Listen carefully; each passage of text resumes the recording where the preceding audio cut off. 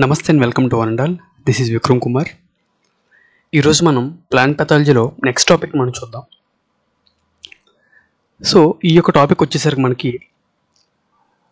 Plant పెథోజన్స్ అయిన virus గురించి and nematodes గురించి, ఫెనోటోమిక్ ప్లాంట్ పారాసైట్స్ గురించి ఈరోజు మనం నేర్చుకుందాం. సో మనం ఫస్ట్ ఆఫ్ ఆల్ వైరస్ గురించి చూసుకునేటప్పుడు ఫస్ట్ మనం వైరస్ యొక్క డెఫినేషన్ నేర్చుకుందాం, ఓకేనా? సో మనకి ఈ యొక్క వైరస్ అనే పదాన్ని ఫస్ట్ టైం మనకి బైజర్నిక్ అనే సైంటిస్ట్ ఇస్తాడు. బైజర్నిక్. సో ఇతన్నే మనకి ఏమంటారంటే ఫాదర్ ఆఫ్ ప్లాంట్ వైరాలజీ అని చెప్పంటారు. ఫాదర్ ఆఫ్ ప్లాంట్ వైరాలజీ అని చెప్పంటారు. ఈ యొక్క బైజర్నిక్ అనే సైంటిస్టు వైరస్ని కాంటాజియస్ వైవం ఫ్లూయిడ్ ఆర్ సింప్లీ మనకి పాయిజన్ అనే వచ్చే మీనింగ్ వచ్చేలాగా ఇతను ఆ యొక్క ఎంటిటీకి ఈ యొక్క పేరు సూచిస్తాడు. సో మనం వైరస్ యొక్క డెఫినేషన్లోకి మనం ఇప్పుడు చూసుకుంటే వైరస్ అనేవి ఇక్కడ అల్ట్రా మైక్రోస్కోపిక్ కానీ సబ్ మైక్రోస్కోపిక్ కానీ నేచర్లో ఉంటాయి. అండ్ వైరస్ అనేవి మనకి మిగిలిన ప్లాంట్ ప్యాథోజన్స్తో కంపేర్ చేసుకుంటే చాలా చిన్నగా ఉంటాయి. లైక్ ఫంగైతో కానీ ఆరల్స్ బ్యాక్టీరియాతో కానీ, మనకి మిగిలిన బ్యాక్టీరియా రిలేటెడ్ మైక్రో ఆర్గానిజమ్స్ అయిన ప్రొకారియోటిక్ నేచర్లో ఉన్న ఫ్యాస్టిడిస్ వెస్క్యులర్ బ్యాక్టీరియా కానీ, ఎంఎల్ఎస్ కానీ ఇవే.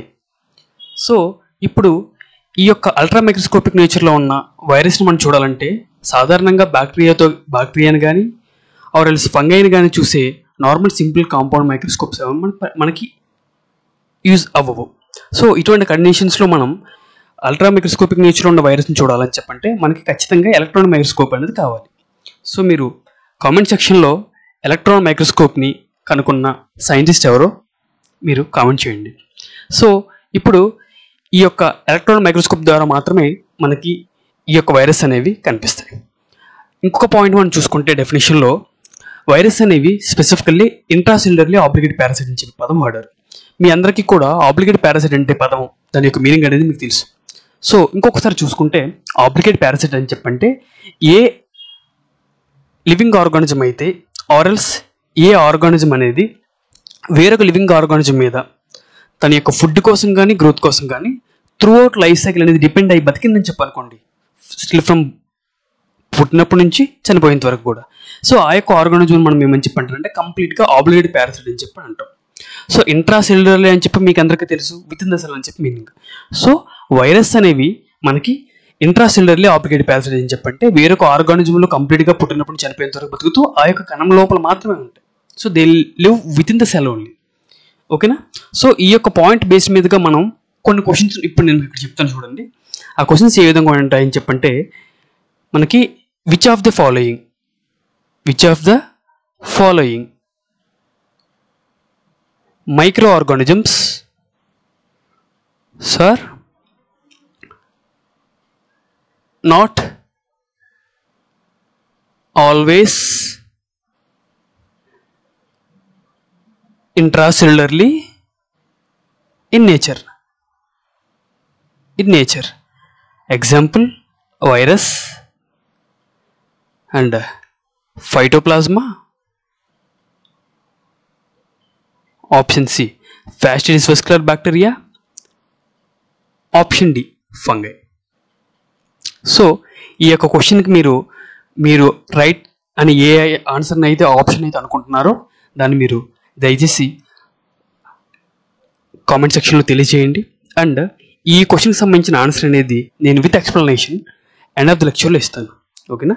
సో మనం నెక్స్ట్ ఇదే డెఫినేషన్లో ఉండే నెక్స్ట్ పాయింట్ చూసుకుంటే బేసికల్లీ మనకి ఏంటంటే virus are consist of nucleic acid and proteins at the same time passes through filters and potentially pathogenic in nature అని చెప్పి పదాన్ని మీకు ఇక్కడ వాడారు.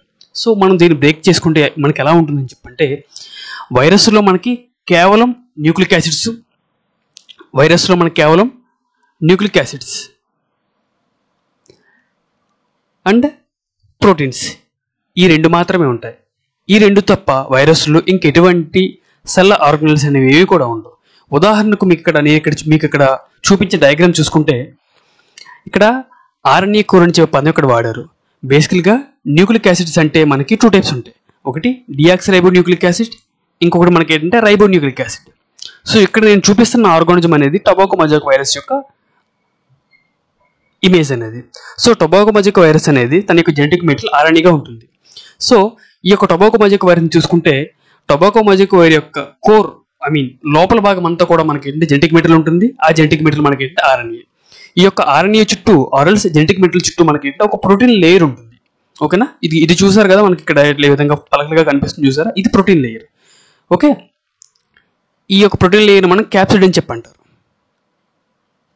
చెప్పంటారు. సో ఇప్పుడు మనకి ఏంటంటే వైరస్లో మనకి కేవలం న్యూక్లిక్ యాసిడ్స్ కానీ at the same time proteins ఈ రెండు మాత్రమే ఉంటాయి. ఈ రెండు తప్పించి మనకి ఇంకెటువంటి సెల్ ఆర్గనల్స్ ఇవి కూడా ఉండవు. ఇంకొక పాయింట్ చూసుకుంటే వైరస్ పాసెస్ త్రూ ఫిల్టర్స్ అని చెప్పి పదం వాడారు. ఇక్కడ nothing but virus or filterable agents అనే పదం వాడారు.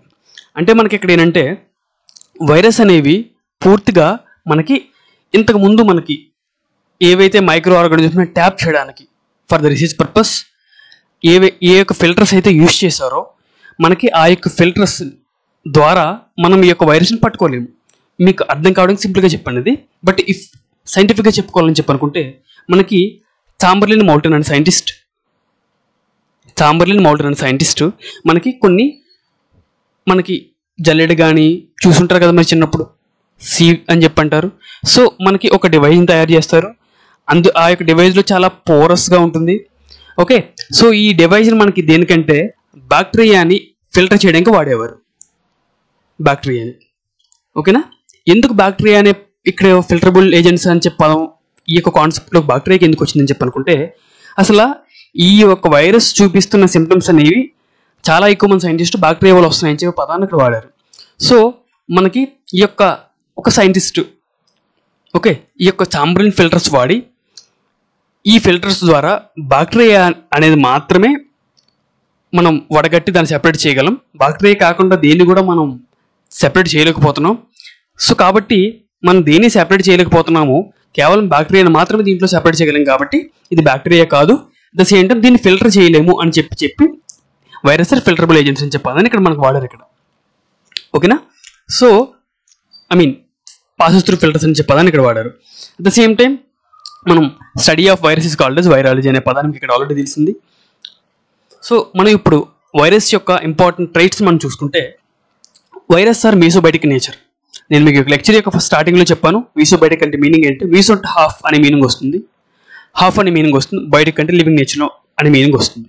సో ఆ యొక్క క్యారెక్టర్స్ ఎలా ఉంటాయని చెప్పనుకుంటే మనకి వైరస్ అనేది హోస్ట్ లోపల ఓన్లీ హోస్ట్ లోపల మాత్రం లివింగ్ క్యారెక్టర్ చూపిస్తాయి. లైక్ మీన్స్ మనకి గ్రోత్ కానీ ఆర్ రిప్రొడక్షన్ ఈ రెండు క్యారెక్టర్స్ మాత్రమే మనకి ఏంటంటే ఇంకొక పాయింట్ కూడా చెప్పుకోవాలని చెప్పంటే మూమెంట్. ఓకే, సో ఈ విధంగా మనకి ఏంటంటే ఏవైతే లివింగ్ క్యారెక్టర్స్ ఒక లివింగ్ ఆర్గానిజం ఏ క్యారెక్టర్స్ అయితే పొసెస్ చేసి ఎక్స్పెక్ట్ చేస్తుందో ఆ యొక్క క్యారెక్టర్ని మనకి ఏంటంటే వైరస్ అనేది హోస్ట్ లోపల చూపిస్తుంది. But at the same virus మనకి in the options of host మనకి కంప్లీట్గా ఒక డెడ్ పార్టికల్ ఏ విధంగా అయితే ఉంటుందో ఆ యొక్క డెడ్ పార్టికల్ నేచర్కి మనకి హోస్ట్ బయట చూపిస్తుంది. సో ఈ విధంగా ఒక ఎంటిటీ అనేది మనకి ఒక హోస్ట్ ఉన్నప్పుడు ఒకలాగా, హోస్ట్ లేనప్పుడు ఒకలాగా చూపిస్తుంది. కాబట్టి హోస్ట్ ఉన్నప్పుడు లివింగ్ క్యారెక్టర్ చూపిస్తుంది, హోస్ట్ లేనప్పుడు నాన్ లివింగ్ క్యారెక్టర్ చూపిస్తుంది. కాబట్టి ఇది హాఫ్ లివింగ్ అని చెప్పదని ఇక్కడ వాడారు. సో కాబట్టి ఐ హోప్ మీకు ఈ యొక్క పదం అనేది మీకు అర్థమైందని చెప్పనుకుంటున్నాను ఈ నా యొక్క ఎక్స్ప్లెనేషన్. సో అది ఫిల్టరబుల్ ఏజెంట్స్ అని నేను మీకు అక్కడ ఒక స్టోరీ చెప్పాను. యూ కెన్ మీరు ఆ యొక్క దాని నుంచి మీరు అర్థం చేసుకోవచ్చు. సో మనకి వైరస్ సార్ మనకి ఏంటంటే హైలీ ఇన్ఫెక్టిషియస్ నేచర్లో ఉంటాయి, highly when compare to other organisms, other micro organisms. At the same time they will show host specificity. I mean that మనకి వైరస్ అనేది ఫర్ ఎగ్జాంపుల్ రైస్లో ఒక వైరస్ వచ్చిందని చెప్పనుకోండి. ఓకే, ఫర్ ఎగ్జాంపుల్ రైస్లో టుంగురో వైరస్ వచ్చిందని చెప్పనుకోండి. మనకి రైస్ టుంగురోని కలెక్ట్ చేసి ఈ యొక్క స్పెసిఫిక్ వైరస్ అనేది మనకి అదే సేమ్ వైరస్ వీటిలో మళ్ళీ టుంగురో వైరస్ని కలెక్ట్ చేయదు, టుంగురో డిసీజ్ని కలెక్ట్ చేయదు. ఓకేనా, అంటే మనకి ఏంటంటే ఏ వైరస్ ఒక ప్లాంట్ని కానీ ఒక స్పీషిస్ని కానీ ఒక జీనస్ని కానీ ఎఫెక్ట్ చేస్తే ఆ వైరస్ ఓన్లీ ఆ జీనస్ని కానీ ఆ స్పీషిస్ని కానీ ఆ యొక్క క్రాప్ని మాత్రమే ఎఫెక్ట్ చేపిస్తాయి. మిగిలిన ఇంకేటిని కూడా మనకి ఏంటంటే ఎఫెక్ట్ చేయదు. ఓకేనా? So nothing but favourite food అని చెప్పడానికి మీరు సింపుల్గా అండర్స్టాండ్ చేసుకోవడానికి వాడుకోవచ్చు. అట్ ద సేమ్ టైం ఇక్కడ plant virus enters host through the wounds or by the vectors అని చెప్పాలని నేను ఇక్కడ వాడాను.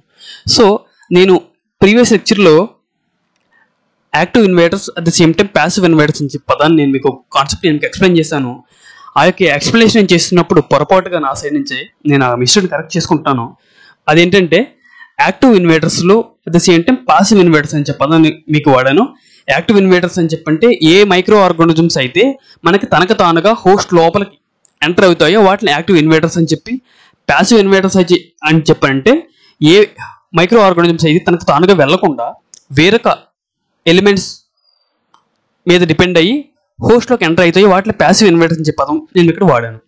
సో ఇక్కడ మనకి ఏంటంటే యాక్టివ్ ఇన్వేటర్స్లో నేను మీకు ఫంగై అండ్ మనకి నెమటోడ్స్ ఈ రెండు మాత్రమే యాక్టివ్ ఇన్వేటర్స్, మిగిలిన ఏవి కూడా కాదని చెప్పి పదం వాడాను కదా. అది కాకుండా small mistake from my side correction చేసుకుంటున్నాను ఇప్పుడు దాన్ని. ఫంగైతో పాటు అండ్ నెమటోడ్స్తో పాటు మనకి ఫెండ్రోగోమిక్ ప్లాంట్ పారాసైట్స్, మనం తెలుగులో పుష్పించే మొక్క పరాణజీవులు అని చెప్పంటారు. సో పీపీపీ ఫెండ్రోగోమిక్ ప్లాంట్ పారాసైట్స్ ఇవి కూడా మనకి ఏంటంటే యాక్టివ్ ఇన్వేటర్స్ మెకానిజం చూపిస్తాయి. ఈ మూడు తప్ప మిగిలినవన్నీ కూడా మనకి ఏంటంటే ప్యాసివ్ ఇన్వేజన్ మాత్రమే చూపిస్తాయి. So they require either vectors or mechanical means to enter the host, and at the same time after the enter in the host they'll cause invasion, at the same time they'll cause infection ultimately. So ఇప్పుడు ఈ యొక్క virus కూడా మనకి ఏంటంటే passive ఇన్వేటర్స్. ఓకేనా? So they require wounds కానీ vectors కానీ to enter the host. So కాబట్టి ఏంటంటే వైరస్ కూడా మనకి ఏంటంటే ప్యాసివ్ ఇన్వేటర్స్. సో ఇవన్నీ కూడా మనకి బేసిక్స్ అండి. నెక్స్ట్ రాబోయే కాన్సెప్ట్ మీకు క్లియర్ కట్గా అర్థం కావాలని చెప్పి బేసిక్ క్లారిటీగా ఉండాలని చెప్పి నేను మీకు ఇంట్రడక్షన్ లెక్చర్లో ఈ యొక్క బేసిక్ గురించి నేను ఎక్స్ప్లెయిన్ చేశాను. Even though this concept is not present with in your syllabus, but for your better understanding I'm explaining this concept for your better understanding. I hope you're getting my point. So that kindly focus on the lecture. Okay? So మనకి ఏంటంటే next point చూసుకుంటే virus are high molecular weight nuclear protein ఇచ్చే పదం ఇక్కడ వాడారు. నేను మీకు ఇక్కడ ఈ యొక్క హై మాలిక్యులర్ వెయిట్ అని చెప్పే పదాన్ని పక్కన పెట్టింది. సో ఇక్కడ న్యూక్లియర్ ప్రోటీన్ చెప్పే పదాన్ని మీరు ఇక్కడ చూసుకుంటే నేను మీకు ఆల్రెడీ చెప్పాను వైరస్లో మనకి రెండు పార్ట్స్ ఉంటాయి. ఒకటి nucleus, I mean nuclear material, ఇంకా స్పెసిఫిక్గా చెప్పాలంటే either DNA కానీ RNA కానీ ఉంటుంది. ఓకేనా? అండ్ ప్రోటీన్ మాత్రమే ఉంటుంది. సో ఈ రెండు తప్ప, న్యూక్లిక్ యాసిడ్స్ తప్ప అండ్ ప్రోటీన్స్ తప్ప, ఈ రెండు తప్ప మనకి ఏంటంటే వైరస్లో ఇంకే సెల్యులర్ మెకానిజం కూడా ఉండదు. Even for protein synthesis also virus will use host protein synthesis mechanism. ఓకేనా? సో కాబట్టి మనకి ఈ రెండు మాత్రమే ఉంటాయి కాబట్టి వైరస్ని మనం ఏమేమి చెప్పంటారంటే న్యూక్లియర్ ప్రోటీన్స్ అని చెప్పంటారు. ఇంకే సెల్ ఆర్గానల్స్ అయినా ఉండవు కాబట్టి. హై మాలిక్యులర్ వెయిట్ అని చెప్పే మనం మీనింగ్ ఏంటంటే మనం ఈ యొక్క డిఎన్ఏని అండ్ ప్రోటీన్స్, ఐ మీన్ ఈ యొక్క హై మాలిక్యులర్ వెయిట్ అనే పదాన్ని నేను ఇంకా ఎక్స్ప్లెయిన్ చేయదలుచుకోలేదు. ఎందుకని చెప్పనుకుంటే it will create some rexes with in the lecture. So that's why మీరు ఎగ్జామినేషన్ పాయింట్ ఆఫ్ వ్యూలో మీరు high molecular weight nuclear proteins పదాన్ని మీరు సింపుల్గా గుర్తుపెట్టుకోవచ్చు. ఎందుకంటే న్యూక్లియర్ ప్రోటీన్స్ ఆల్రెడీ ఎక్స్ప్లెయిన్ చేశాను. సో కాబట్టి మీరు ఆ విధంగా గుర్తుపెట్టుకోండి. అండ్ నెక్స్ట్ పాయింట్ మనం చూసుకుంటే జెనెటిక్ మెటీరియల్. మనకి వైరస్ల్లో ఉండే జెనెటిక్ మెటీరియల్ అనేది either DNA ఉంటుంది ఆర్ఎల్స్ RNA ఉంటుంది. రెండు కలిపి అయితే మాత్రం ఉండవు. ఇవి తప్ప అట్ ద సేమ్ టైం మనకి ఇంకా కొన్ని మైక్రో ఆర్గానిజమ్స్ ఉన్నాయి. అవి ఏంటంటే మనకు వైరాయిడ్స్, ఇందులో సింగిల్ స్టాండర్డ్ సర్క్యులర్ RNA మాత్రమే ఉంటుంది. ఈ రెండిట్లో తప్ప మిగిలిన మ్యాక్సిమం మైక్రో ఆర్గానిజమ్స్లో ఓకే మనకి అన్నీ కూడా మనకి ఏంటంటే DNA RNA రెండు కలిసి ఉంటాయి. ఓకేనా? సో కాబట్టి వైరస్ అండ్ వైరాయిడ్స్ తప్ప మిగిలిన అన్ని మైక్రో ఆర్గానిజమ్స్లో DNA కానీ అండ్ RNA కానీ రెండు కలిసి ఉంటాయి. ఒక వైరస్లో మాత్రమే either DNA ఉంటుంది RNA ఉంటుంది, రెండు కలిపి అయితే మాత్రం ఉండవు. వైరాయిడ్స్లో అయితే కంప్లీట్గా RNA మాత్రం ఉంటుంది. RNA కూడా సింగిల్ స్టాండర్డ్ సర్క్యులర్ RNA ఉంటుంది. సో మనం కొద్దిగా ఇప్పుడు వైరస్ యొక్క హిస్టరీ చూసుకుంటే మనకి ఫస్ట్ ఆఫ్ ఆల్ ఈ యొక్క టొబాకో మొజాక్ వైరస్ యొక్క డిసీజ్ ఇన్ఫెక్షన్ని ఫస్ట్ టైం చూపించిన సైంటిస్ట్ ఎవరైనా ఉన్నారని చెప్పంటే అతను అడాల్ఫ్ మేయర్ 1876లో. అట్ ద సేమ్ టైం నేను మీకు ఆల్రెడీ ఫిల్టరబుల్ ఏజెంట్స్ అనే కాన్సెప్ట్ చెప్పాను. ఈ యొక్క కాన్సెప్ట్ని ఫస్ట్ ఆఫ్ ఆల్ మనకి ఎక్స్ప్లెయిన్ చేసిన సైంటిస్ట్ ఎవరైనా ఉన్నారని చెప్పంటే with the help of Chamberland Moulton filters. So ఆ యొక్క సైంటిస్ట్ పేరు Dmitri Ivanovsky, he's from Russia. The same time first of all అసలు వైరస్కి ఆ యొక్క పేరును ఇచ్చిన సైంటిస్ట్ ఎవరైనా ఉన్నారని చెప్పంటే ఎండబ్ల్యూ బేజర్నిక్. అతన్ని ఫాదర్ ఆఫ్ ప్లాంట్ వైరాలజీ కానీ ఫాదర్ ఆఫ్ వైరాలజీ అని అంటారు. మీకు కన్ఫ్యూజ్ చేయడానికి అడగచ్చు, ఫాదర్ ఆఫ్ వైరాలజీ అయినా ఫాదర్ ఆఫ్ ప్లాంట్ వైరాలజీ అని ఇద్దరు కూడా ఒకలే. ఓకే, సో కాబట్టి ఇతన్ని మనం ఫాదర్ ఆఫ్ వైరాలజీ అని చెప్పనొచ్చు. 1935లో WM స్టాన్లీ అనే సైంటిస్ట్ మనకి వైరస్ని క్రిస్టలైజేషన్ చేయొచ్చు అనే చెప్పారు అతను. At the same time virus particles నుంచి పదం కూడా వాడారు. క్రిస్టలైజ్ చేయొచ్చు, పార్టికల్స్ని కూడా పిలవచ్చు అని చెప్పి పదాన్ని కాన్సెప్ట్ మనకి WM స్టాన్లీ అని చెప్పి సైంటిస్ట్ వాడారు. అండ్ 1936లో బెవడెన్ అండ్ పేర్ అన్న సైంటిస్టు మనకి టొబాకోమైజిక్ వైరస్ కంప్లీట్ కెమికల్ నేచర్ మొత్తాన్ని ఎక్స్ప్లెయిన్ చేసి వీటిని సింపుల్గా ఇతను ఏమని చెప్పన్నారంటే ఇవి కేవలం న్యూక్లియస్ని న్యూక్లియర్ మెటీరియల్ని ప్రోటీన్స్ని ఈ రెండింటిని మాత్రం కలిగి ఉంటాయి కాబట్టి వీటిని కంప్లీట్గా ఇతను ఏమని చెప్పానంటే న్యూక్లియో ప్రోటీన్స్ మాత్రమే అని చెప్పి అన్నారు అతను. ఇక్కడ ఇవి తప్పించి ఇందులో ఇంకేం ఉండవని చెప్పి అన్నారు. సో ఇది simple and brief history of virology.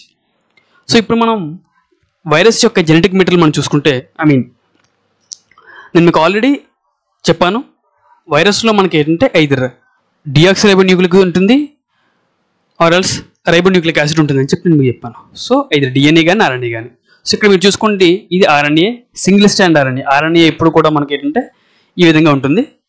Okay, and ఇక్కడ చూడండి DNA. ఓకేనా? సో మనకి DNAకి RNAకి మెయిన్ తేడా ఏంటంటే ఇక్కడ చూడండి ఇక్కడ. ఓకే, DNAలో మనకి DNA అండ్ RNA. మనకి DNAలో మనకి ఏంటంటే సెకండ్ పొజిషన్ దగ్గర ఆక్సిజన్ అనేది ఉండదు.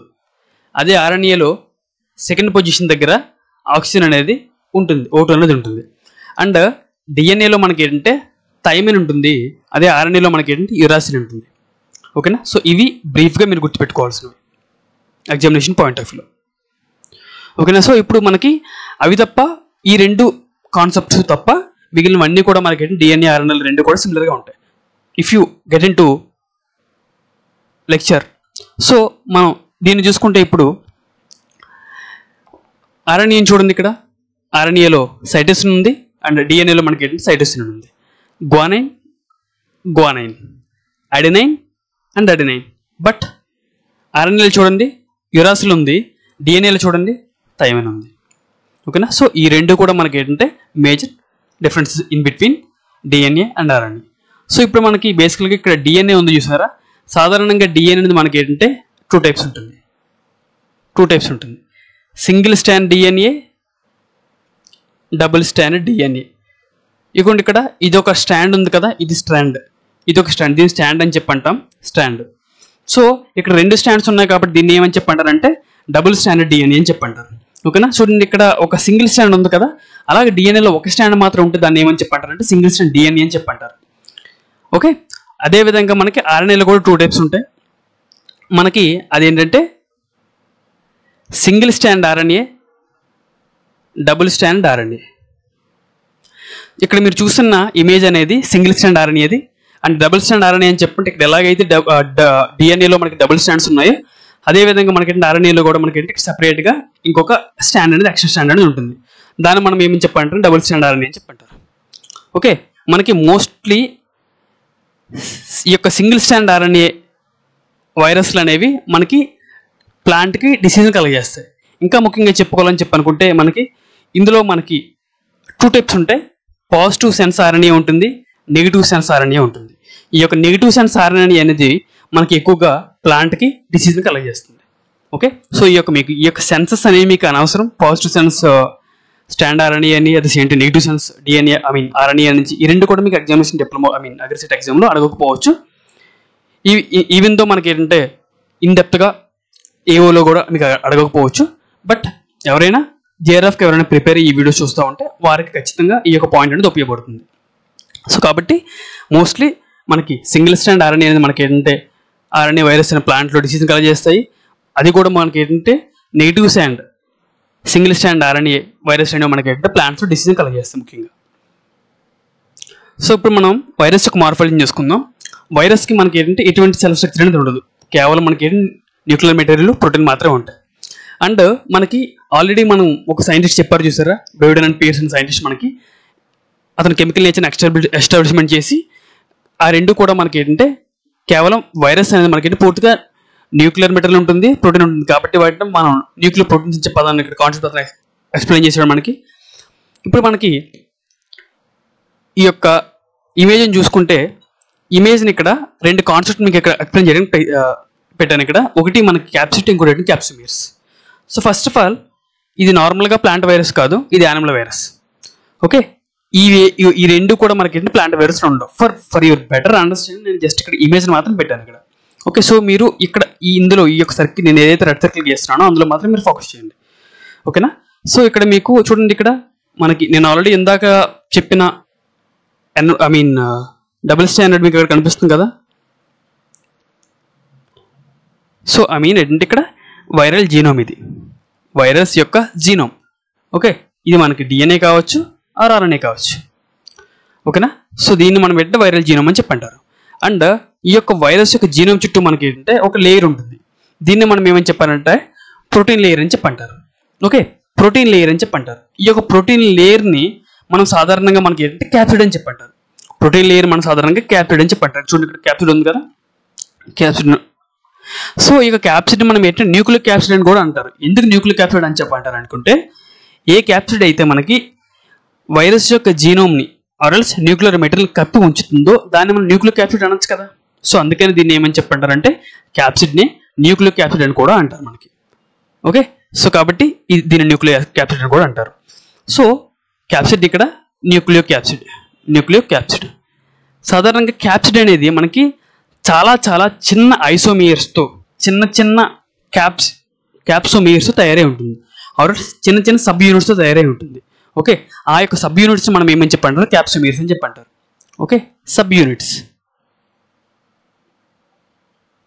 ఓకే, సో ఈ రెండు కూడా మనకి ఏంటంటే క్యాప్సోమియర్స్కి క్యాప్సిడ్కి ఉన్న తేడా. సో ఇప్పుడు మనం వైరాన్స్ అంటే మనకి సింపుల్గా వ్రియాన్ అంటే మనకి completely matured virus particle which can cause a infection or else an infection within suitable host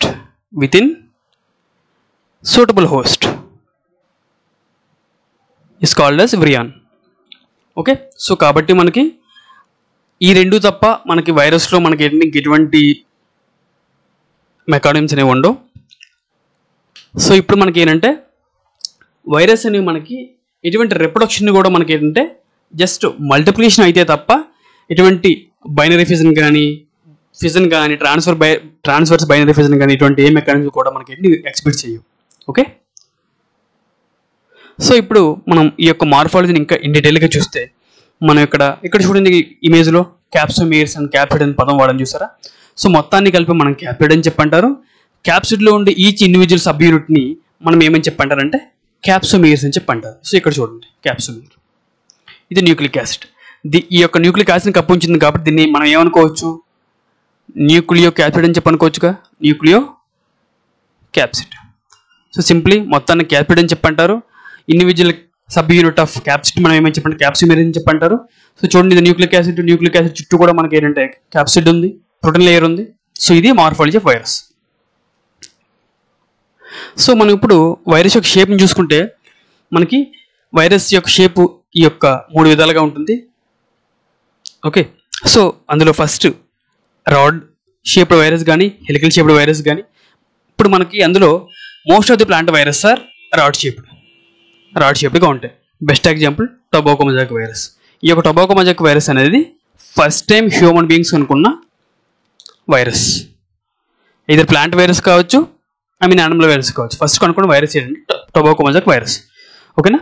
so మనం ఈ యొక్క నెక్స్ట్ షేప్ని చూసుకుంటే బ్యాసిల్లిఫామ్, రైస్టింగ్లో బ్యాసిల్లిఫామ్ virus. Spherical virus or icosahedral virus అని చెప్పంటే మనకి రైస్టింగ్లో స్పెరికల్ వైరస్ ఉంటుంది కదా. ఎగ్జాంపుల్ ఇక్కడ చూసి పెడతాను, RTSV రైస్టింగ్లో స్పెరికల్ వైరస్. సో ఈ మూడు కూడా మనకి examination point of important. So మీరు గుర్తుపెట్టుకోండి. సో ఇప్పుడు మనం ఈ యొక్క రాడ్ షేప్డ్ వైరస్ కానీ హెలికల్ వైరస్ మనం చూసుకుంటే ఇది టొబాకో మొజాయిక్ వైరస్ యొక్క ఇమేజ్. సో ఇందులో మనకి టొబాకో మొజాయిక్ వైరస్లో మనకి లెక్చర్ స్టార్టింగ్లో ఆర్ఎన్ఏగా జెనెటిక్ మెటీరియల్గా ఉంటుందని చెప్పాను కదా. సో ఇది జీనోమిక్ ఆర్ఎన్ఏ, ఇది ప్రోటీన్ కోడ్.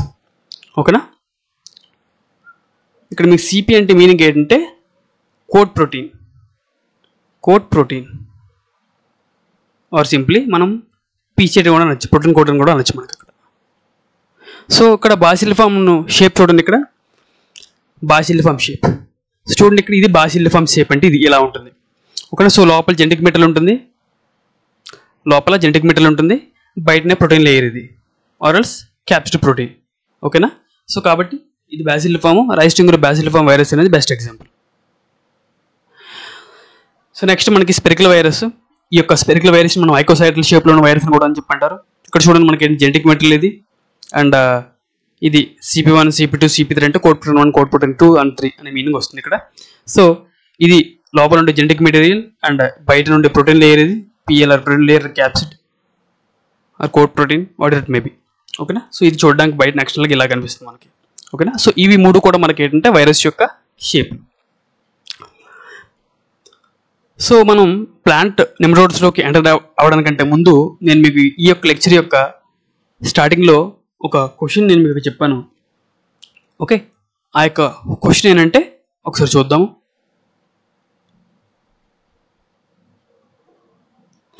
చూడండి ఇక్కడ క్వశ్చన్ ఏంటంటే which of the following microorganisms are not always or permanently intracellularly nature అనే పదాన్ని నేను ఇక్కడ వాడాను.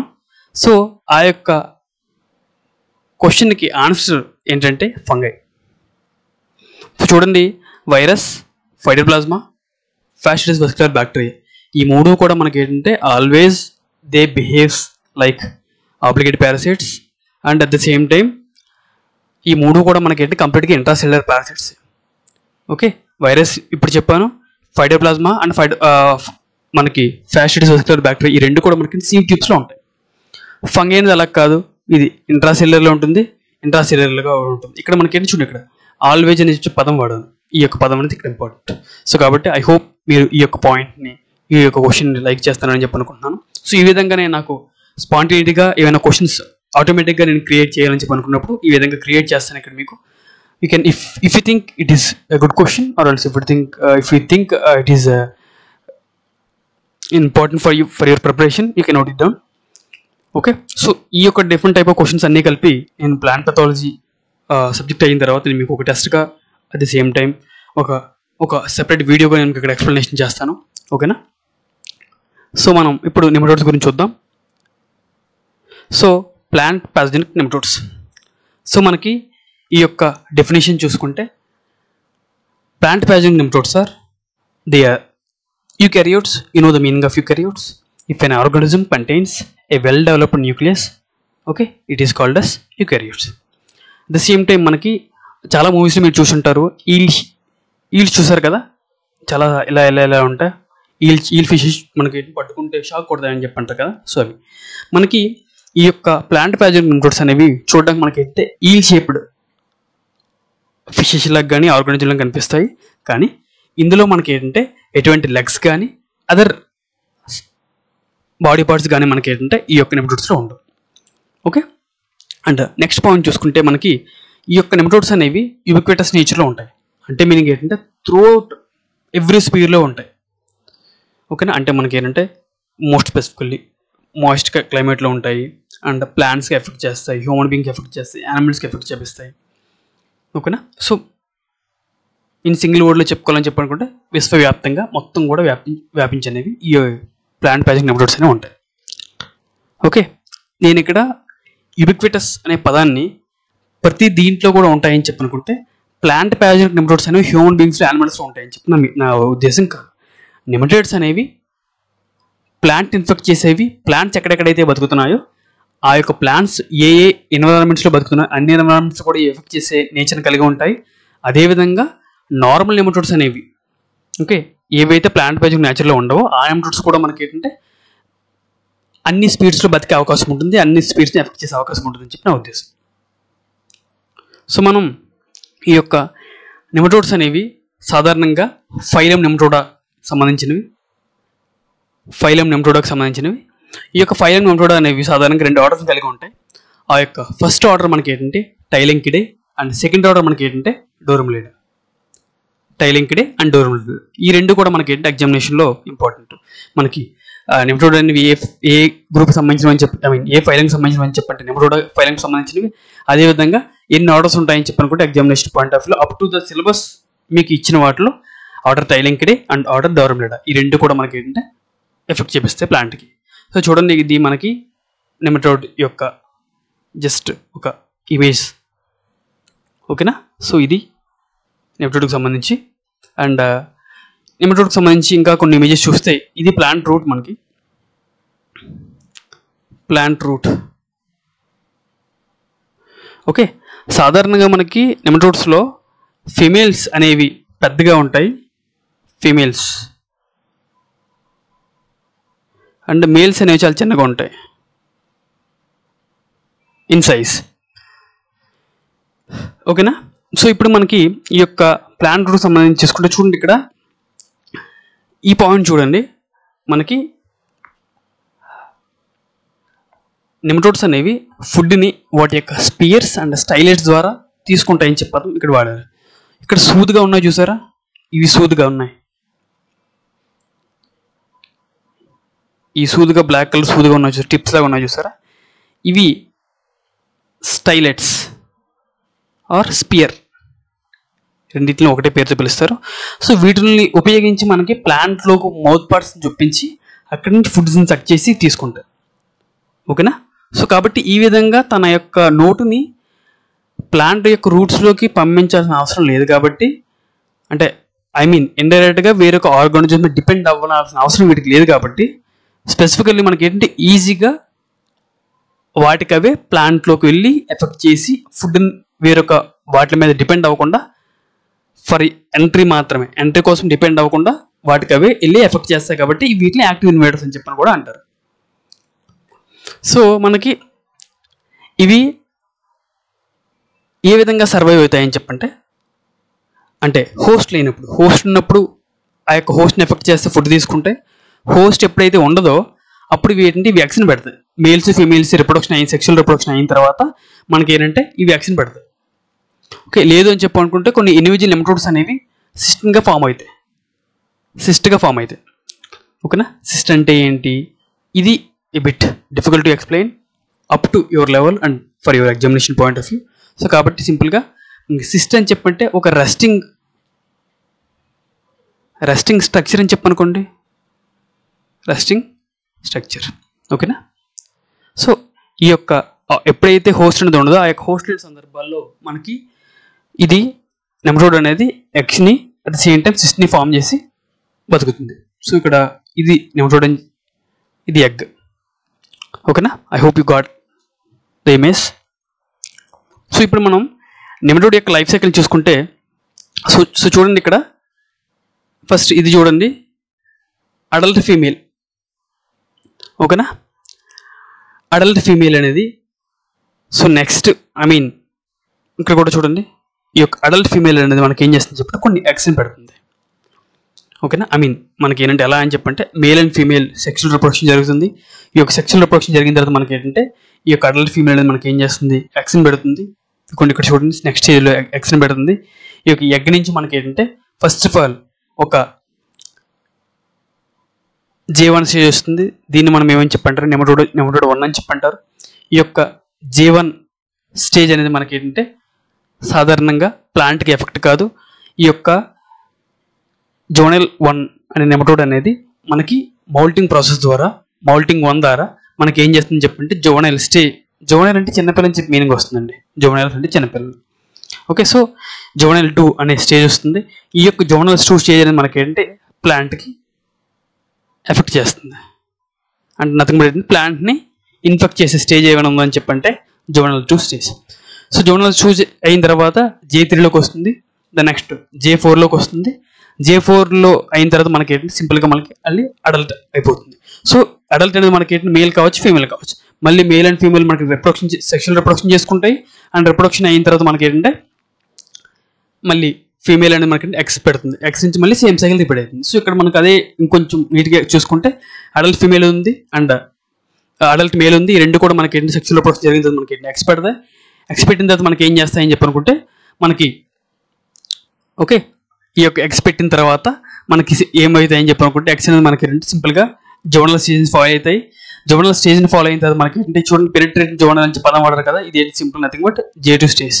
ఓకే J2 స్టేజ్ అయిన తర్వాత మనకి ఏంటంటే ఇది మళ్ళీ సింపుల్గా నెక్స్ట్ మౌల్టింగ్ ప్రాసెస్ ద్వారా J3కి J4కి వెళ్ళి మళ్ళీ మనకి ఏంటంటే ఇది మౌల్టింగ్ ప్రాసెస్ ద్వారా either it can become adult male or either it can become adult female. మళ్ళీ సింపుల్గా మనకి రిప్రొడక్షన్ జరిగిన తర్వాత ఇవి మళ్ళీ ఎక్స్ని ఫామ్ చేస్తాయి ఆర్ సిస్ని ఫామ్ అవుతాయి. సో ఈ ప్రాసెస్ అంతా కూడా మనకి కంప్లీట్గా ఉంటుంది. ఓకేనా. సో ఇది మనకి ఏంటంటే life cycle of nematodes. Life cycle of నెమటోడ్స్లో ఏ స్టేజ్ మాత్రం మనకి ప్లాంట్ని ఎఫెక్ట్ చేస్తుంది అని చెప్పి మీనింగ్ ఏంటి అంటే క్వశ్చన్ ఏంటి ఇక్కడ, which of the following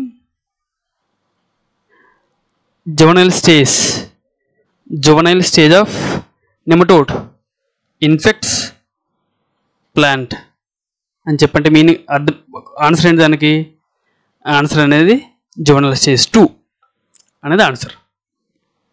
so చూడండి ఇక్కడ మనం ఈ యొక్క నెమటోడ్స్ యొక్క మేల్స్కి ఫీమేల్స్కి రెండింటికి మనం కంపేర్ చేసుకుంటే నేను ఆల్రెడీ ఇంతకుముందు చెప్పాను ఫీమేల్స్ అనేవి నెమటోడ్స్ చాలా పెద్దగా ఉంటాయి ఇన్ సైజ్, మేల్స్ అనేది చాలా చిన్నగా ఉంటాయని చెప్పాను ఇక్కడ. సో చూడండి ఇక్కడ ఇది మేల్ అండ్ ఇది ఫీమేల్, సైజులో ఇది చిన్నగా ఉంది అండ్ ఇది పెద్దగా ఉంది. సో నెక్స్ట్ ఇమేజ్లో చూడండి ఇది ఫీమేల్ ఇది male at the same time ఇది ఫీమేల్. ఓకేనా. సో చూడండి ఇక్కడ సైజులో ఫీమేల్స్ అనేవి పెద్దగా ఉన్నాయి అండ్ మేల్స్ అనేవి చాలా చిన్నగా ఉన్నాయి. సో కాబట్టి ఇది నెమటోడ్స్ యొక్క మేల్కి ఫీమేల్కి ఉన్న స్ట్రక్చర్ ఆర్ ఇమేజ్ యొక్క షేప్ యొక్క డిఫరెన్స్. సో మనం ఇప్పుడు అసలు ఈ యొక్క టిపికల్ సిమ్టమ్స్ అనేవి చూసుకుంటే మనకి అసలు ఏ విధంగా ఉంటాయి సిమ్టమ్స్ అనేవి అని ఇప్పుడు మనం చూద్దాం. సాధారణంగా మనకి ఈ యొక్క నెమటోడ్స్ అనేవి మనకి ఏంటంటే కొన్ని ఫంగస్ బ్యాక్టీరియాస్ ఇన్ఫెక్షన్ చేపిస్తాయి మనకి. ఓకేనా. లైక్ ట్యూమర్స్ ఫామ్ చేయడానికి కానీ రూట్ యొక్క గ్రోత్ని డిస్టర్బ్ చేయడానికి కానీ ఈ విధంగా కొన్ని సిమ్టమ్స్ చూపిస్తాయి ఫంగై అండ్ బ్యాక్టీరియా రెండు కూడా. సో ఆ విధంగా మనకి ఏంటంటే నెమటోడ్స్ చూపించే సిమ్టమ్స్ కూడా నెమటోడ్ ఇన్ఫెక్ట్ చేసిన ప్లాంట్ ఎగ్జిబిట్ చేసే సిమ్టమ్స్ అన్నీ కూడా మనకి ఏంటంటే ఫంగైని అండ్ బ్యాక్టీరియాని కూడా సూచిస్తాయి. ఆ ఇన్ఫెక్షన్ కనిపిస్తాయి మనకి. సో అవి ఎలా ఉంటాయని చెప్పనుకుంటే మనకి సాధారణంగా నెమటోడ్స్ అనేవి రూట్ నాట్స్ని కానీ గాల్స్ని కానీ ఏర్పరుస్తాయి ఇన్ఫెక్షన్ అయిన తర్వాత. రూట్ మీద మనకి లీషన్ అంటే మచ్చలండి, స్పాట్. సో మనకి ఏంటంటే రూట్ మీద స్పాట్స్ వస్తాయి అంటే మనకి ఏంటంటే రూట్స్ ఇన్ఫెక్ట్ అయిన రూట్ అనేది మనకి ఎక్కువగా బ్రాంచెస్ చేస్తుంది. బ్రాంచెస్ ఎందుకు చేస్తుంది మీకు ఎక్స్ప్లెయిన్ చేసిన తర్వాత. సో మనకి ఏంటంటే బేసికల్గా ప్లాంట్కి అన్ని ఫుడ్ని కానీ అండ్ రూట్ని కానీ వాటర్ని కానీ తీసుకున్నది మ్యాక్సిమం మనకి అంత సప్లై చేసేంత మనకి ఏంటంటే సీవ్ ట్యూబ్స్ స్పెసిఫికల్లీ మనకి ఏంటంటే వాటర్ సప్లై దేని ద్వారా జరుగుతుంది, మినరల్ సప్లై అంతా కూడా రూట్ ద్వారా జరుగుతుంది.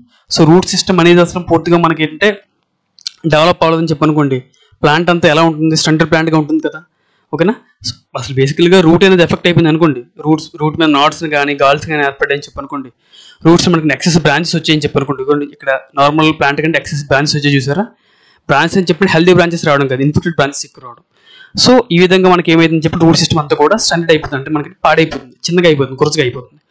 అండ్ ఇన్ఫెక్టెడ్ ప్లాంట్ అనేది మనకి పూర్తిగా మనకి ఏంటంటే మొక్క అంతా కూడా షార్ట్గా అయిపోతుంది, పొట్టు మొక్కలు వస్తాయి. And at the same time మనకి ఏంటంటే క్లోరోఫిల్ మనకి పూర్తిగా లాస్ అయిపోతుంది. ఎందుకు లాస్ అయిపోతుందని చెప్పనుకుంటే న్యూట్రియన్స్ ఏంటంటే స్పెసిఫిక్ మినరల్స్ కానీ వాటర్ కంటెంట్ కానీ క్లోరోఫిల్ కంటైన్ ఉన్న ప్లాంట్ మెటీరియల్స్ అందకపోవడం వల్ల. అండ్ మనకి ఏంటంటే ఇక్కడ హెట్రోట్రోఫీని హైపర్ప్లాసియా అనే రెండింటిని చూపిస్తాయి. వీటి యొక్క మీనింగ్ నేను మీకు ఎప్పుడంటే మనకి ఫంగై యొక్క సిమ్టమ్స్ డిసీజ్ సిమ్టమ్స్ వచ్చేటప్పుడు నేను ఎక్స్ప్లెయిన్ చేస్తాను. సిమ్టమ్స్ వచ్చి ఎక్స్ప్లెయిన్ చేస్తాను. సింపుల్గా చెప్పండి హైపర్ప్లాసియా అని చెప్పనుకుంటే నెంబర్ ఆఫ్ సెల్ డివిజన్స్ అనేవి ఎక్కువ ఉంటాయి. అదే హైపర్ట్రోఫీ అని చెప్పనుకుంటే సెల్ యొక్క సైజ్ అనేది పెరుగుతుంది. సింపుల్గా సెల్ డివిజన్ అని చెప్పంటే హైపర్ప్లాసియా, హైపర్ట్రోఫీ అని చెప్పంటే గ్రోత్ అంటే అంటే ఎక్కువ గ్రోత్ ఉంటుంది. అదే గ్రోత్ తక్కువ అయిపోయింది దాన్ని ఎట్రోఫీ అని చెప్పంటారు. సో వీటి అన్నిటి గురించి డీటెయిల్గా నేను మీకు ఏంటంటే ఫంగై గురించి చెప్పేటప్పుడు చెప్తాను. సో నెక్స్ట్ కాన్సెప్ట్ మనకి ఫెండర్గోమిక్ ప్లాంట్ పారాసైట్స్. సో మనం ఈ యొక్క టాపిక్ని ఎక్స్ప్లెయిన్ చేసుకోవడానికంటే ముందు ఈ యొక్క టాపిక్ అనేది ఇన్ డీటెయిల్గా నేను మీకు నెక్స్ట్ లెక్చర్లో చెప్తాను. ఇప్పటి వరకు కూడా నేను చెప్పిన at the same time upload చేసిన లెక్చర్స్లో కానీ క్లాసెస్లో కానీ మీకు ఏమైనా ఇంకా బాగా చెప్పాలి, ఇంప్రూవ్మెంట్ చేయాలి కంటెంట్ విషయంలో, డయాగ్రామాటిక్ రిప్రజెంటేషన్ విషయంలో కానీ మీకు సంబంధించిన ఏదైనా సలహా ఇవ్వండి. సో నేను దాన్ని తీసుకుని ఖచ్చితంగా ఇంప్లిమెంట్ చేయడానికి ట్రై చేస్తాను. ఐ హోప్ మీకు ఈ యొక్క లెక్చర్ అనేది అర్థమైందని చెప్పి అనుకుంటున్నాను. ఇంకొకసారి అర్థం కాకపోతే చూడడానికి ప్రయత్నించండి.